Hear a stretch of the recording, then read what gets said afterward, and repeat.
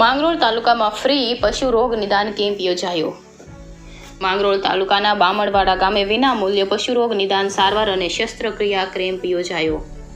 પશુપાલન ખાતું ગુજરાત રાજ્ય પશુપાલન શાખાની જિલ્લા પંચાયત જૂનાગઢ દ્વારા માંગરોળ તાલુકાના બામણવાડા ગામે પશુરોગ નિદાન સારવાર અને શસ્ત્રક્રિયા કેમ્પ યોજાયો હતો, જે જિલ્લા કલેક્ટર રાણા વસિયા, જિલ્લા વિકાસ અધિકારી નીતિન સાંગવાન સાહેબ, જિલ્લા પંચાયતી પ્રમુખ હરેશભાઈ ઠુમર તેમજ જિલ્લા વહીવટીતંત્રના માર્ગદર્શન હેઠળ સ્વર્ગસ્થ મુળુભાઈ કાનાભાઈ રામના સ્મરણાર્થે આઈઓસી વાસુદેવ પેટ્રોલિયમ શીલના સહકારથી શ્રી કૃષ્ણ ગૌ સેવા સમાજ બામણવાડા ખાતે યોજાયેલ જીવજંતુ કલ્યાણ દિવસની ઉજવણીના ભાગરૂપે આ કેમ્પમાં મોટા પ્રમાણમાં પશુપાલકોએ ભાગ લીધો.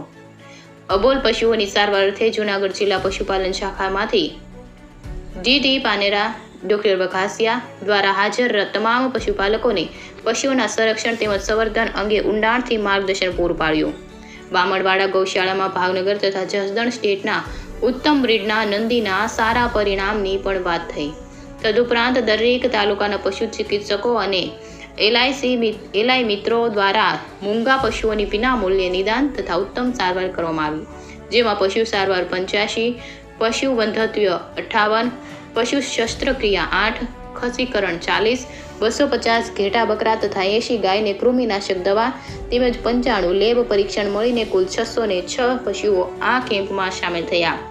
આ કાર્યને સફળ બનાવવા કાનભાઈ રામ, વેજાભાઈ પીઠિયા, પિયુષભાઈ રામ તેમજ પરબતભાઈ પીઠિયા, યદુનંદન ટ્રસ્ટના સ્ટાફગણ તથા બામણવાડા ગૌશાળાના સેવાભાવી યુવાનો દ્વારા સહકાર પૂરો પાડવામાં આવ્યો હતો. કેમેરામેન રાવલિયા મધુ સાથે રિપોર્ટર જગદીશ યાદવ, જૂનાગઢ.